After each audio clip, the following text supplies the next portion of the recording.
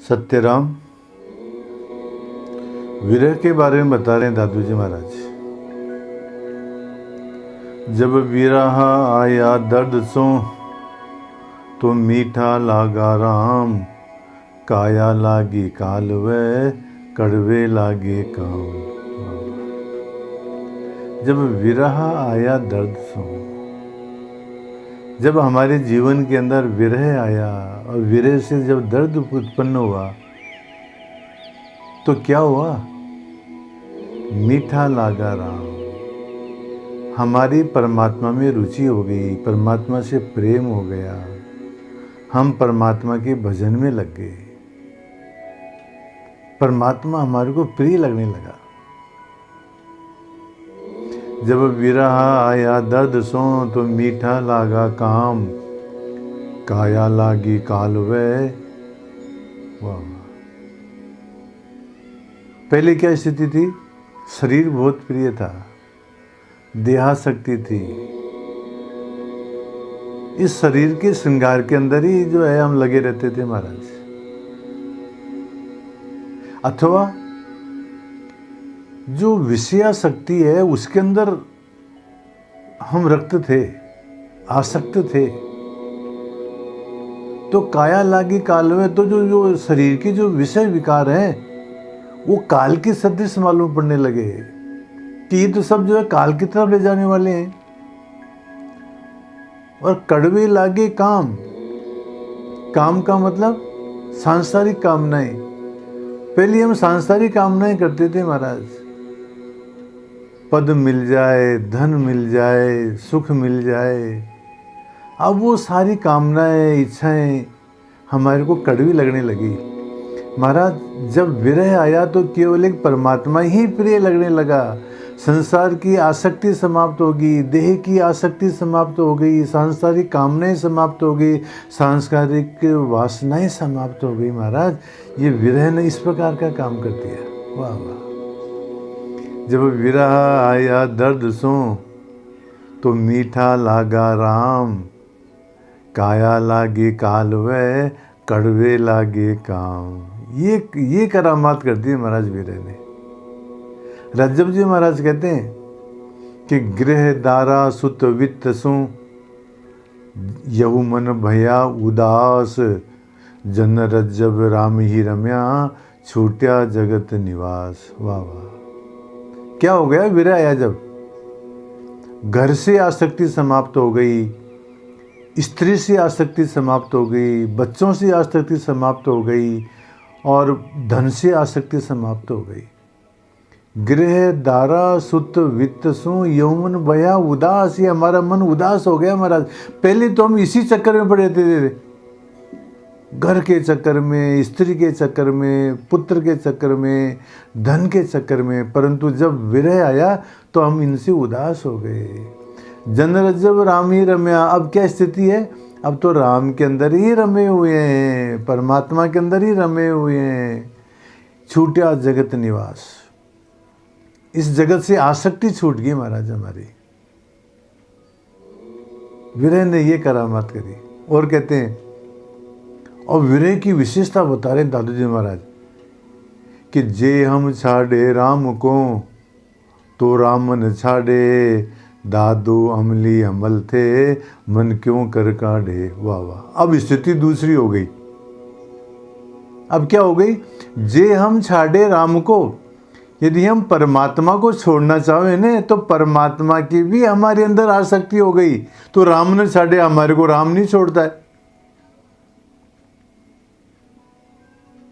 दादू अमली अमल थे, मन क्यों कर काढ़े। जैसे व्यसनी आदमी होता है ना, अमल खाने वाला, शराब पीने वाला, तो इनको क्या करता है? वो अमल पकड़ लेता है, वो शराब पकड़ लेती है, उनके बिना चैन नहीं पड़ता है महाराज। ठीक इसी प्रकार से दादू जी महाराज कहते हैं कि यदि हम तो परमात्मा को छोड़ना भी चाहें ना तो परमात्मा हमारे को नहीं छोड़ रहा है। इसको ऐसा समझो, एक बार दो मित्र थे, वो नदी के किनारे स्नान करने गए या घूमने गए, ये समझो। तो वहाँ एक काला काला कंबल बहता हुआ जा रहा था पानी के अंदर। तो एक ने कहा कि कंबल बहता हुआ जा रहा है, तो दूसरे ने कहा कि तुम रुको, मैं लेके आता हूँ। उसने छलांग लगाई और जा कर के और कंबल को पकड़ लिया। अब वहाँ गया अंदर तो बाद में वो कंबल तो था नहीं, वो तो रीछ जा रहा था उसके अंदर बैठा बैठा। उस रीछ ने उसको पकड़ लिया, आदमी को। अब सब दोनों बहने लगे। तो किनारे वाले कह रहा है कि अरे छोड़ इस कंबल को, आजा तू कहीं और डूबा जाएगा। तो वो क्या कहता है आदमी, अरे मैं तो छोड़ दूं इस कंबल को, परंतु ये सब छोड़े ने मेरे को, उस रीछ छोड़े तो पार पड़े ने। तो वही बात कह रहे हैं दादू जी महाराज कि जे हम छाड़े राम को तो रामन छाड़े, दादू अमली अमल थे मन क्यों कर काटे। और विरह की विशेषता बताते हुए कहते हैं, आशिक मासुक वह गया, इश्क कहा वे सोए, दादू उस मासूक का अल्लाह आशिक होए। अकबर पूछता है दादू जी महाराज से कि महाराज सच्चा प्रेम क्या होता है, सच्चे प्रेम के क्या लक्षण है, सच्चा प्रेम किसे समझें। तो दो दादू जी महाराज दो साखियों में कहते हैं, आशिक मासूक वह गया। आशिक जो है, प्रेमी जो है, वो प्रेमास्पद हो गया। आशिक का मतलब प्रेमी, मासूक का मतलब स्वामी। आशिक जो है, प्रेमी है, वो प्रेमास्पद हो गया महाराज। इश्क कहा वे सो, ये इश्क इसकी पराकाष्ठा है।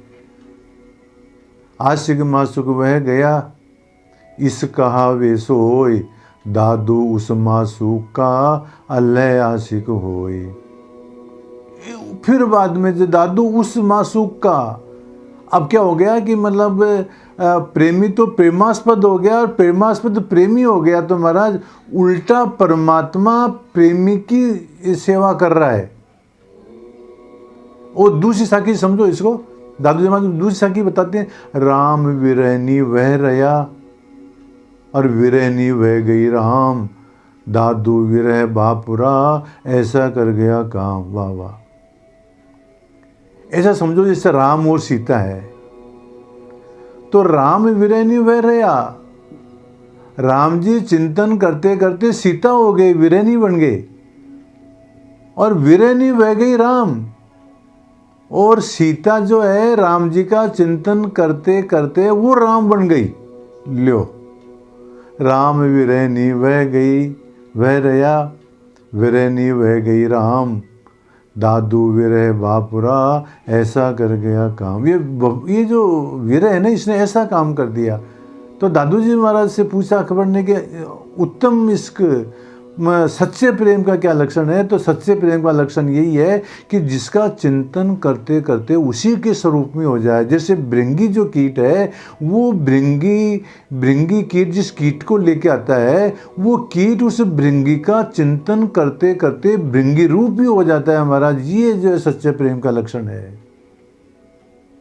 वही बात दादू जी महाराज साखियों में कहते हैं, आशिक मासूक वह गया, इश्क कहा वे सोए, दादू उस मासूक का अल्लाह आशिक होए। राम विरहनी वह रया, विरहनी वह गई राम, दादू विरह बापुरा ऐसा कर गया काम। वाह वाह। मोहनदास जी महाराज में दादू जी महाराज के एक शिष्य, वो क्या कहते हैं, मोहन बात स्नेह की, कहन सुनन की नाय,